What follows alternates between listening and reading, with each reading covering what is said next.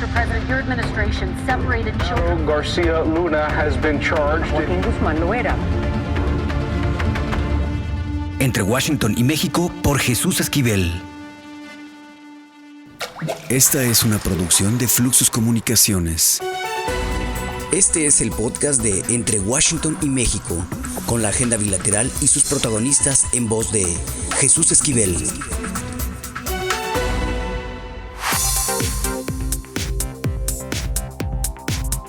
¿Qué óboles? Bienvenidos a Entre Washington y México, el podcast.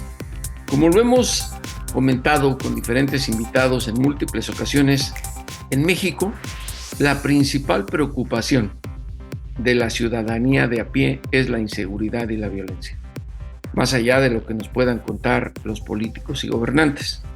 De verdad que la inseguridad y la pérdida de libertad que padecimos los mexicanos es una preocupación que no se puede medir en México. Para hablar de esta situación, contamos con la presencia y le agradecemos mucho que esté aquí en Entre Washington y México a Sandra Ley, coordinadora del Programa de Seguridad de México Evalúa. Han sacado un estudio o reporte titulado Votar entre balas, entendiendo la violencia político-criminal en México. Sandra, muchas gracias. Hola Jesús, muchas gracias por la invitación y es un gusto platicar con ustedes de este nuevo proyecto en conjunto con Data Cívica, México Evalúa y Animal Político, Votar entre balas. Y bueno, votar entre balas encaja muy bien. Estamos a unas semanas de que se lleven a cabo los comicios en nuestro país para elegir a quien será la primera presidenta de México y a otros funcionarios públicos a nivel municipal, estatal y federal.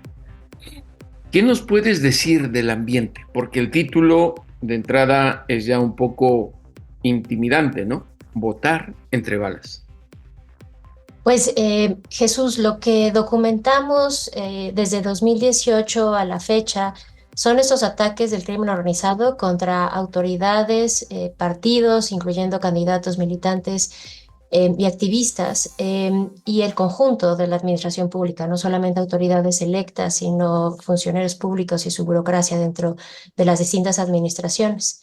Encontramos una realidad sumamente violenta acumulada en los últimos 5 años, en donde hemos contabilizado 1,373 eventos en el periodo de 2018 a 2023.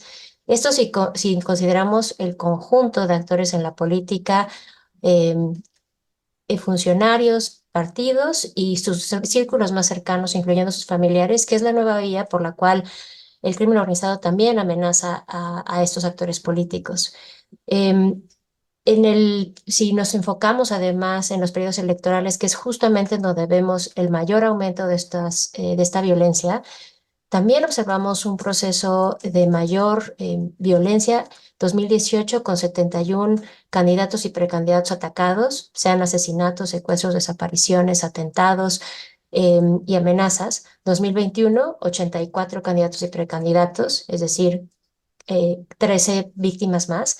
Y 2024, lo que va en los primeros 3 meses del año, ya se identificaban 32 candidatos y precandidatos también atacados por el crimen organizado. Así se perfila un proceso, otra vez, todavía más violento, en gran medida porque estamos frente al proceso electoral más grande de la historia en México. Y no hemos tomado medidas concretas para atender esta violencia puntual contra actores en la política que ha ido en aumento y ha estado presente en la política mexicana desde el 2006. Ahora bien, ustedes resaltan que la mayoría de incidentes de violencia electoral se registran para puestos municipales, 77% según sus conclusiones. La pregunta, Sandra, es ¿por qué? Sí, esto es un fenómeno que hemos visto desde 2006, también enfocado solamente o mayoritariamente a autoridades y candidatos del ámbito municipal. Es una muy buena pregunta saber, ¿no? Hacer el cuestionamiento de por qué es esta concentración. Esto se debe a que el crimen organizado busca establecer controles territoriales, pero estos controles territoriales no se pueden construir de un día para el otro ni de manera masiva. La forma de construir estos controles territoriales es a través del municipio, municipio tras municipio, atacando la raíz, ¿no?, más fundamental, que es su ayuntamiento, que es el principal blanco dentro de la administración pública de estos ataques. Y es en este ámbito en el que el crimen organizado está buscando incidir en una instancia política, pero que esto le da una entrada a muchos más aspectos de poder controlar recursos públicos, porque uno de los fenómenos que vemos es un crecimiento de ataques contra secretarios de finanzas y tesorerías, pero también poder controlar así las policías locales. Casi el 40% de los ataques es en contra de las corporaciones policiales municipales. Se resulta fundamental poder capturar a estos aparatos de justicia y seguridad en lo local para poder operar con impunidad y enorme libertad, tener acceso a información clave sobre en dónde hay operativos, en dónde está pasando, ¿no?, algo en particular en materia de seguridad que deben evitar, en donde podría estar, por ejemplo, Guardia Nacional, que les podría estar afectando sus actividades, y si pueden cooptar, ¿no?, a las instituciones locales, eso les da esa enorme libertad para poder operar. Se trata de redes de protección a nivel local que se han construido a lo largo de la historia política mexicana y que ante la falta de una reforma del aparato de seguridad y justicia siempre se pueden recrear, y los procesos electorales son un momento crucial en el que esas redes de protección se resquebrajan, pero también hay nuevas oportunidades para su regeneración. Y de ahí que hoy, en el 2024, tengamos esa preocupación de lo que significa la violencia político-criminal en este proceso electoral, no solamente en la elección misma, sino más allá. Tenemos hallazgos concretos de cómo está afectando a la votación, el derecho al voto, la organización de elecciones y las trayectorias de desarrollo municipal más allá del día de la elección. Ahora, quienes han sido víctimas de esta violencia en los municipios por la ambición del crimen organizado y organizaciones del narcotráfico de controlar no solo territorios, sino algo que dijiste que es muy importante y que lo hemos destacado aquí en Entre Washington y México con otros entrevistados, es el control de las policías locales. Pero, de acuerdo a lo que ustedes investigaron, Sandra, ¿mueren por qué razón? ¿O los matan por qué razón? ¿Porque se niegan a ceder los territorios? ¿Porque son policías honestos? ¿O simplemente porque ya fueron utilizados, que seguro han encontrado casos así, y ya no les funciona el crimen organizado por temor a que denuncien o que se conviertan en gente que dé pitazos a las autoridades? Sí, aquí lo que observamos en Votar entre Balas, que quisiera aprovechar la pregunta para aclarar, se trata de un proyecto que da a conocer una base de datos que el público puede descargar, utilizar según sean sus distintos intereses, junto con su metodología, un reporte analítico que ahonda en estos elementos que estamos ya platicando ahora, Jesús, y una serie de reportajes periodísticos que le dan rostro a estos números. En la base de datos de Votar entre Balas, lo que documentamos son los ataques contra policías y integrantes del sector de seguridad, pero que no están muriendo como parte de confrontaciones o enfrentamientos como pasaba, ¿no?, de manera muy directa 2006-2012, por ejemplo, y que no era un fenómeno que se estuviera documentando en este contexto de ataques directos. Lo que documentamos en Votar entre Balas son los ataques directos contra policías que van a buscarlos a sus casas y ahí es donde los matan, o a veces incluso cuando están dejando a sus hijos en las escuelas. Entonces, esto nos habla de una violencia muy dirigida y selectiva, con miras a debilitar al aparato de seguridad. Si el crimen organizado tiene la oportunidad de debilitar ese aparato de seguridad, entonces también tiene la oportunidad de operar. No tenemos la posibilidad, a partir de los datos que recolectamos, de saber la motivación particular de si este policía estaba coludido o si este policía se estaba resistiendo. Pero en el conjunto, lo que estos ataques nos dicen es la capacidad que tiene el crimen organizado para incidir en el debilitamiento del aparato de seguridad, en particular a nivel municipal.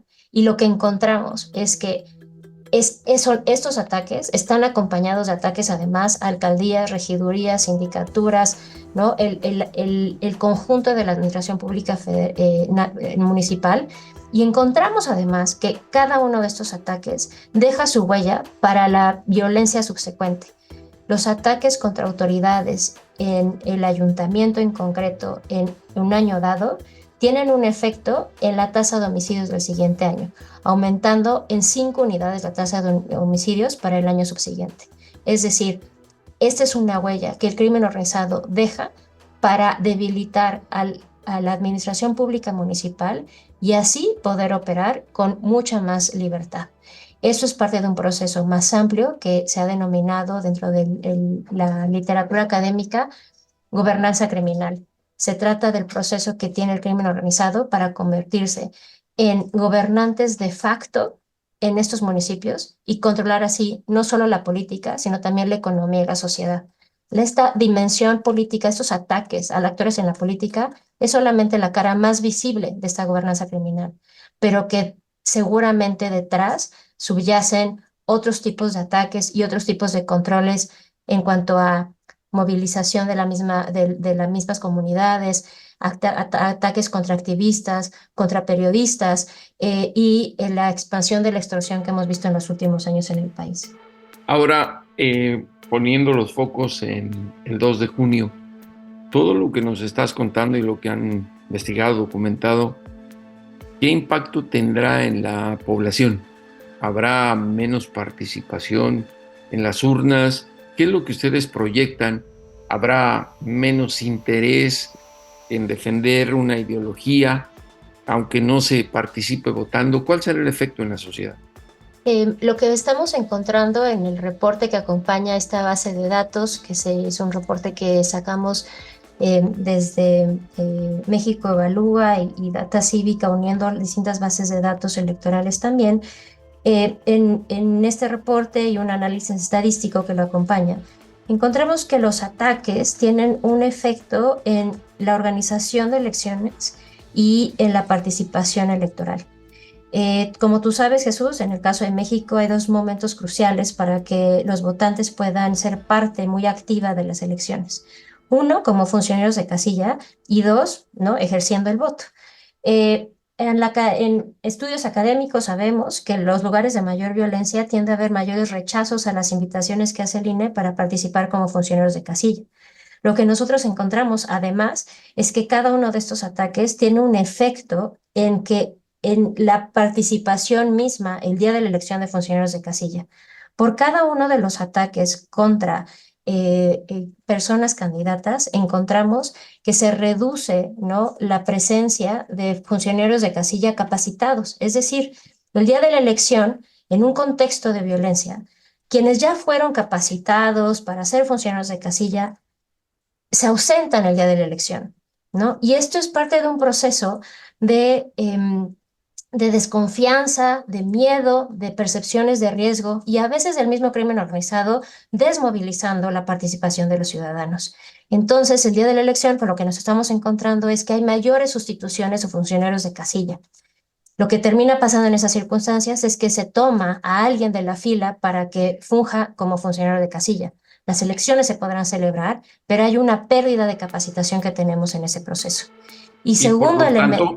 Y ¿sí? por lo tanto una pérdida de calidad en los resultados. Es Exacto. decir, puede haber el rumor de fraude, ¿no? Exacto, esto se termina siendo un círculo vicioso en donde por sí hay una desconfianza en el proceso electoral ante un proceso de violencia en estos contextos electorales y ante la ausencia de funcionarios de casilla, pues también termina abonando en esta desconfianza. Pero hay un elemento más. Por cada uno de los ataques, tanto para candidatos como para personas funcionarios, también se reducen los niveles de participación en los municipios. Entonces, por cada uno de los ataques contra personas candidatas, vemos una reducción de un punto porcentual en la participación electoral, pero los ataques contra el conjunto de la administración pública reducen también en 3% la participación de los votantes. ¿Por qué? Porque los votantes no solamente están pensando en el candidato al que mataron, que por supuesto afecta, ¿no?, mi decisión de salir a votar cuando es el crimen organizado quien está decidiendo decidiendo, que está queriendo decidir por mí la elección. Pero no es solamente eso, son años en donde he visto al crimen organizado incidir y afectar la política local, o de hecho tener, ¿no?, mayor voz de la que tiene mi voto en lo que ocurre o no en mi municipio. Y entonces lo que vemos es una reducción significativa, ¿no?, que tienen que tenemos en participación, precisamente porque estos ataques están mermando esa confianza, o incluso a lo mejor simplemente son un indicio de que el crimen organizado tiene la capacidad de movilizar o desmovilizar el día de la elección. Y el gobierno federal y los gobiernos estatales, aun cuando dicen o prometen que van a actuar, no lo hacen como la sociedad necesita que les respondan, precisamente para evitar todo lo que nos estás diciendo. ¿Qué encontraron ustedes de la respuesta? Correcto, uno de los retos que tenemos en este fenómeno de ataques contra autoridades y personas candidatas en su conjunto es que hemos visto una evolución sustantiva de esta violencia. Se ha expandido en el tiempo, pero también en el espacio. Prácticamente solo un estado de Baja California Sur en donde no observamos este tipo de ataques que estén ocurriendo, pero el conjunto del territorio nacional lo ha experimentado de una manera u otra. Y esto es en gran medida debido a que no hemos tenido políticas que realmente atiendan, ¿no?, esta capacidad que tiene el crimen organizado de involucrarse tan cercanamente con el aparato del Estado, de desmantelar esas redes de protección. Peor aún, las políticas que hemos desarrollado en los últimos años han sido enfocadas en el nivel federal, con mayor participación de fuerzas federales, en lugar de fortalecer a la administración y las policías municipales. Si estamos viendo, como ya platicábamos ahora, Jesús, que el 77% de estos ataques están dirigidos a ese nivel, ¿no? Entonces, lo que necesitaríamos es, de parte del gobierno federal y los gobiernos subnacionales, desarrollar políticas que abonen al fortalecimiento de la administración y las policías municipales. Pero hay también un trabajo desde los partidos políticos, de las autoridades judiciales y de las autoridades electorales. En cuanto a autoridades judiciales, estos ataques, Jesús, padecen el mismo problema que padecen el resto de los crímenes en el país. No tenemos un puntual seguimiento, resolución de investigaciones, verdad y justicia. Y requeriríamos eso, ¿no? Sanción, justicia y verdad en esos eventos de violencia político-criminal, que en la medida en que eso se haga, pues podrían mandar una señal de que el Estado efectivamente, ¿no?, va a acabar con estos procesos de colusión entre política y crimen. Ahora, ¿sí? No, lo que te quería decir es que pareciera que estás describiendo un efecto en la cual dos polos se repelen, porque también tenemos la corrupción o la narcocorrupción política y la narcocorrupción policial, militar, y pareciera que no hay una salida a este pasadizo tan complicado que es la inseguridad y violencia que padecemos. En ese sentido, te quisiera preguntar, la sociedad también enfrenta esos dos choques de trenes que no hay alternativa. ¿Cuál sería la ventana en este contexto electoral que pudiera decir, bueno, aquí no está ocurriendo o por aquí se puede encontrar la solución? Pues mira, hemos llegado a un proceso ya tan complejo, tan extenso, que es difícil pensar en un solo elemento, ¿no? Y uno, como ahorita lo que compartes, pues justamente apunta a que la raíz de este problema es que el crimen organizado requiere de redes de protección para existir, y esas redes no se han desmantelado. Hay elementos concretos que en este proceso electoral sí necesitaríamos para que al menos desde la sociedad haya una relativa mayor confianza y que no se desdibuje ese eslabón ciudadano que resulta tan importante, ¿no?, tanto para evitar esta mayor colusión entre crimen y Estado como para exigir una rendición de cuentas. Pero además, ¿sí? No, te decía, es que hay una decepción cívica, porque atienden la denuncia cuando ocurre al momento, pero pareciera con decir ya lo estamos investigando y tenemos otros datos, que con eso queda satisfecha la sociedad y no ocurre nada, Sandra. No, y yo creo que si estamos hablando de que uno de los principales y mayores efectos que vemos de estos ataques es en el derecho ciudadano de ejercer su voto, necesitamos desarrollar medidas que den certeza a las y los votantes sobre la garantía que hay para su participación y el respeto a su voto. Y eso es en donde tenemos que trabajar de manera profunda con las autoridades electorales y con los partidos políticos, por ejemplo, en este proceso electoral. Los partidos de políticos deberían asumir su responsabilidad en la postulación de candidaturas, dejando de lado perfiles cuyas trayectorias y vínculos abonan a procesos de violencia, de colusión e impunidad. Los partidos políticos tienen la responsabilidad de dar a conocer en este proceso electoral, dadas reformas en las leyes electorales, los currículums de cada uno de los candidatos. Y eso es algo que todavía no estamos viendo en las páginas, por ejemplo, de los institutos electorales, para que los votantes tengan certeza de quiénes están en sus boletas. Pero también desde las autoridades electorales, si estamos hablando de nuevo de que el 77% de estos ataques van por la vía municipal, los planes de protección deberían también abonar a esa vía de fortalecimiento de lo local.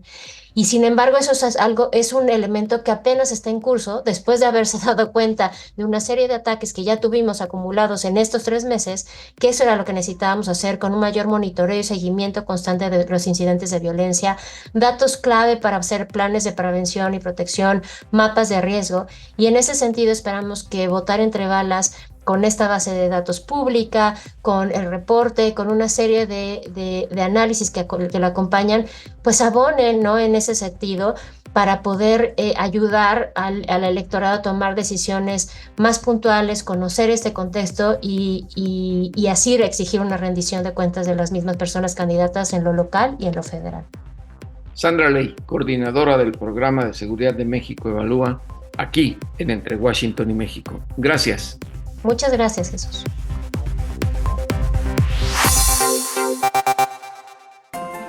Lo importante es leer, con Fernanda Álvarez.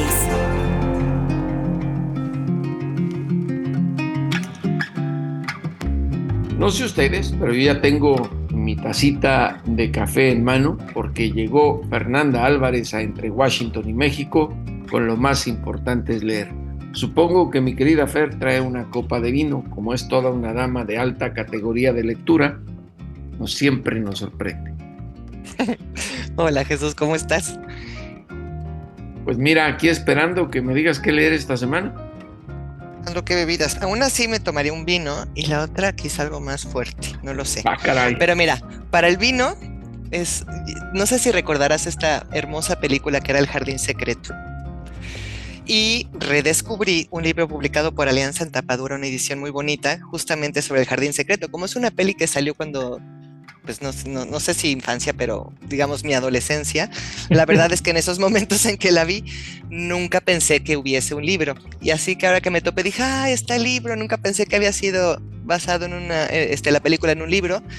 Y es un libro hermoso, le escribe Frances Hodgson Burnett, y nos cuenta la historia de esta niña, que es Mary Lennox. Ella se queda huérfana, era una niña que vivía con mucho dinero en la India, sus padres mueren, es una niña muy solitaria, la madre nunca le hace caso, la niña siempre está en los rincones viéndola salir con estos hermosos vestidos, la madre es alta, espigada, pero no le interesa nada a la hija, le interesa más bien las cuestiones sociales y la alta alcurnia, y cuando mueren y se queda sola, que es como un animalito salvaje, la adopta el hermano del padre, que es el Archibald Craven. Él tiene un castillo, una mansión en Inglaterra, en las afueras, y se la llevan para allá.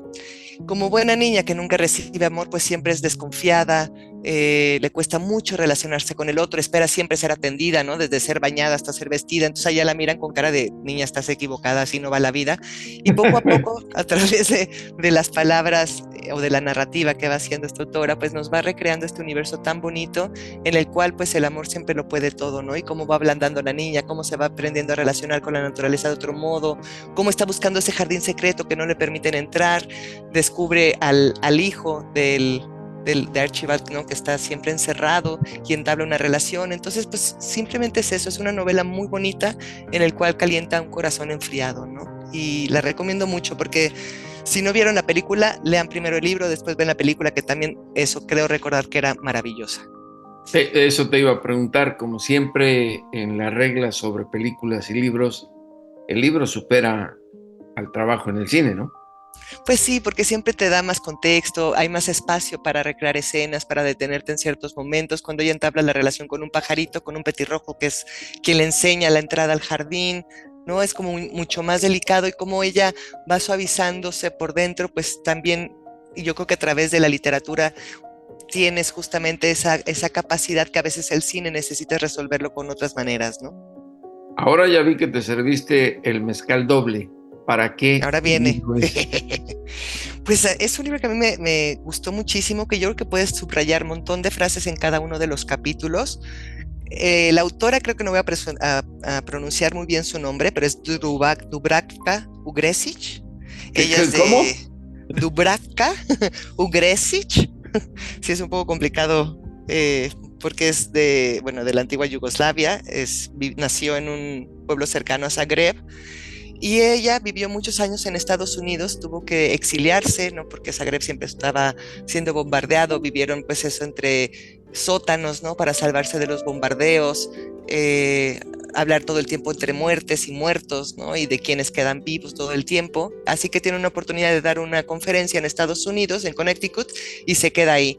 Y empieza a crear una especie de artículos que ella llama ficcionario americano, y es una burla a este mundo, ¿no? Gringo,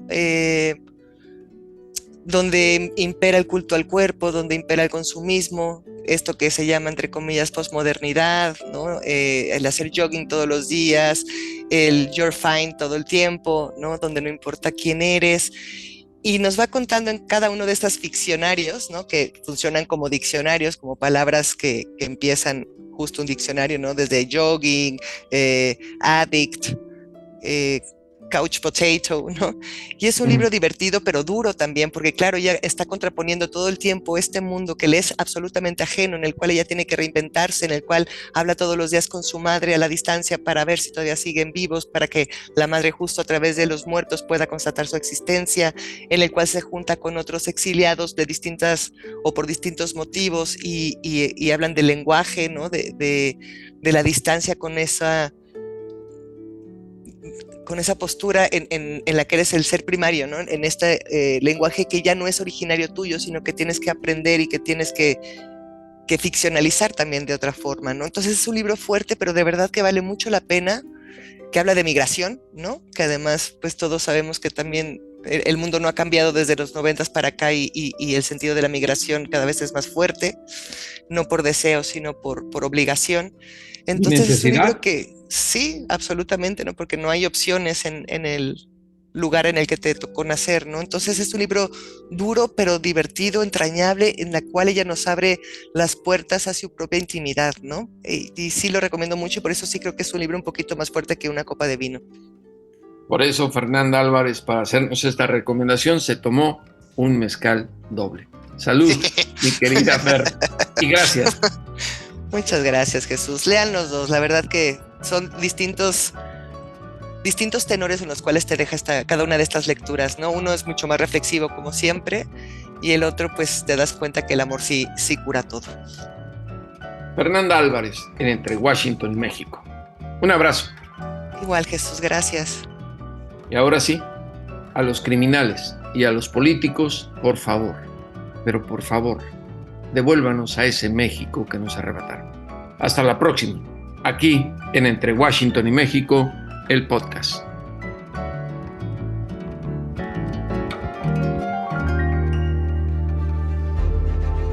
Esto fue Entre Washington y México, una revisión semanal por la agenda bilateral y sus protagonistas.